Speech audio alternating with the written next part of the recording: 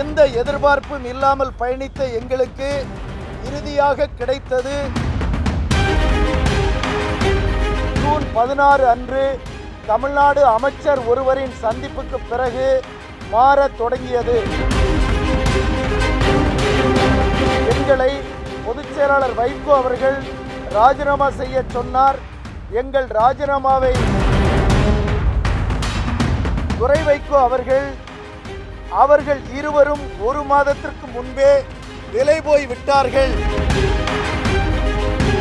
இந்த ரெண்டுவருடைய அறிக்கை இது வாசிச்சிருந்தோம்.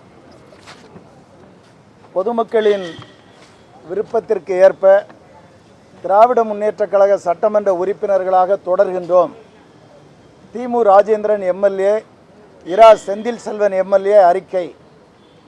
நடைபெற்று முடிந்த சட்டமன்ற தேர்தலில் திராவிட முன்னேற்ற கழகத்தின் தலைமையிலான மதச்சார்பற்ற முற்போக்கு கூட்டணியின் மறுமலர்ச்சி திமுக வேட்பாளர்களாக மதிப்பிற்குரிய தலைவர் வைகோ அவர்களால் நாங்கள் நிறுத்தப்பட்டோம். உதயசூரியன் சின்னத்தில் போட்டியிட்ட எங்கள் இருவரையும் வெற்றி பெற வைத்த கடையநல்லூர் சீர்காழி தொகுதி வாக்காளர் பெருமக்களுக்கும் எங்கள் வெற்றிக்கு அயராது பாடுபட்ட அனைவருக்கும் எங்களது பணிவான நன்றியினை தெரிவித்துக் கொள்கிறோம்.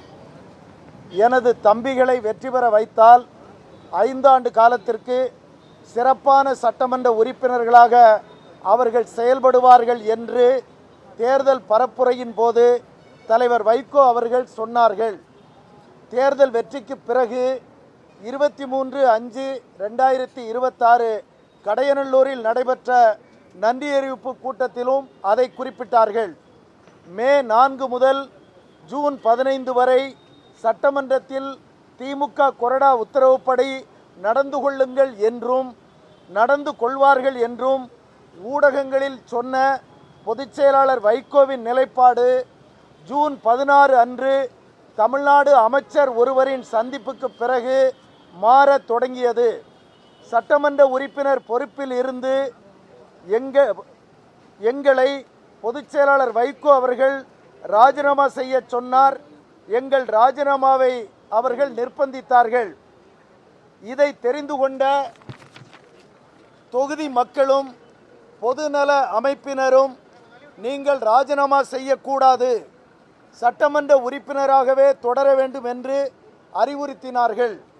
வாக்களித்த எங்களுக்கு மரியாதை தரும் வகையில் நீங்கள் செயல்பட வேண்டும் என்று கேட்டுக்கொண்டார்கள். இந்த கருத்துக்களை பொதுச் செயலாளர் வைகோ அவர்களிடம் நேரில் சொன்னோம். அவர் அதனை ஏற்கவில்லை. இருப்பினும் 6 மாத காலத்திற்கு அமைதியாக இருப்பது என்று முடிவெடுத்து 38 நாட்களாக அமைதி காத்து வந்தோம். இந்த சூழ்நிலையில் மதிமுக முதன்மை செயலாளர் துரை வைகோ அவர்கள் இருவரும் ஒரு மாதத்திற்கு முன்பே விலை போய் விட்டார்கள் என்று பேட்டி அளித்து தொண்டர்கள் மத்தியில் எங்கள் மீது அவதூறு சேற்றை வீசத் தொடங்கியது எங்களை வேதனைக்கு உள்ளாக்கியது.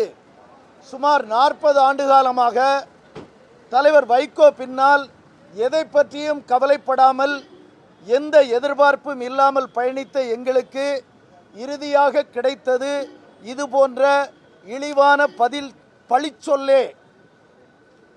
இதை தாங்கிக் கொள்ள முடியாமல் துடிக்கிறோம்.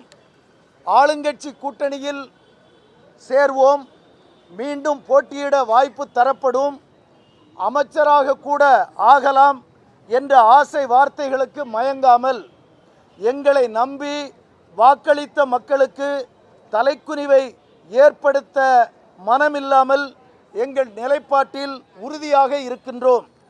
சின்னஞ்சிறு வயது முதல் நாங்கள் நேசித்த திராவிட இயக்கத்தின் கம்பீரமான அடையாளமான திராவிட முன்னேற்ற கழகத்தின் சட்டமன்ற உறுப்பினர்களாகவே தொடர்ந்து பணியாற்றிட உறுதியேற்று இந்திய நாடு வியந்து பார்த்த திராவிட மாடல் ஆட்சியை கொடுத்த போற்றுதலுக்குரிய முன்னாள் முதலமைச்சர் திமுக தலைவர் மரியாதைக்குரிய மு.க. ஸ்டாலின் அவர்களை இன்று நேரில் சந்தித்து வாழ்த்து பெற்றோம்.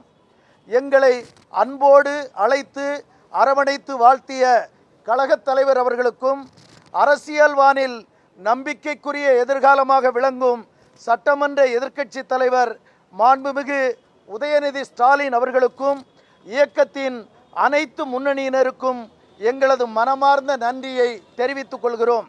திராவிட முன்னேற்றக் கழகம் மீண்டும் ஆட்சி அமைக்கவும் திராவிட இயக்க கொள்கைகள் இம்மண்ணில் வலிமை பெறவும் சிப்பாய்களாக நின்று கடமையாற்றுவோம். வாக்களித்த மக்களின் விருப்பத்தை நிறைவேற்றிய மன நிறைவுடன் நாங்கள் எங்கள் பணியை தொடர்வோம். எங்களை பொது வாழ்க்கையில் ஈடுபடுத்திய தலைவர் வைகோ அவர்களுக்கும் கண்ணியமும் அன்பும் நிறைந்த உண்மையான மதிமுக நிர்வாகிகள் நண்பர்களுக்கும் எமது நன்றியை தெரிவித்துக் கொள்கின்றோம். திமு ராசேந்திரன், சட்டமன்ற உறுப்பினர், கடையநல்லூர் தொகுதி, தென்காசி மாவட்டம். இரா செந்தில் செல்வன், சட்டமன்ற உறுப்பினர், சீர்காழி தொகுதி, மயிலாடுதுறை மாவட்டம்.